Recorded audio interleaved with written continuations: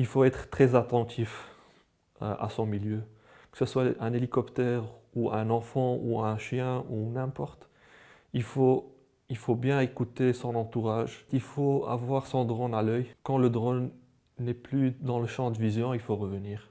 Je m'appelle Mehdi Ben Boubker et je suis pilote de drone.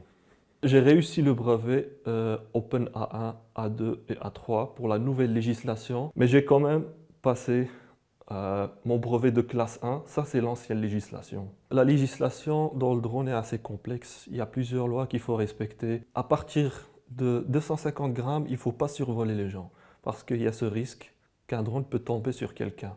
Si on ne peut pas respecter en fait cette législation, il est quand même impératif de prendre une autorisation chez la DGTA. Quand on essaye de voler dans une zone, par exemple, qui est contrôlée, une zone CTR, on est obligé de contacter l'aéroport. On parle anglais, mais il faut suivre des procédures, en fait, comment on communique les informations. J'ai fait des études en architecture. C'est une formation très utile pour le milieu, car il faut savoir lire des plans. Par exemple, pour l'inspection de toiture, comment tu vas survoler la toiture, euh, zoomer, voir s'il y a des cassures ou des problèmes. Oui, tu fais un plan à l'avance. Quand on tourne une vidéo, il faut savoir utiliser plusieurs manœuvres pour que le rendu soit bon. J'ai appris à faire le 8. J'ai appris aussi à faire le point of interest. On a le roulis qui va soit à gauche, à droite, et tourner. Et soit on se rapproche ou on s'éloigne, ça c'est le troisième, et soit on va vers le bas ou vers le haut.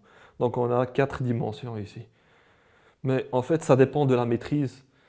Si on ne maîtrise pas, vaut mieux faire quelque chose de simple.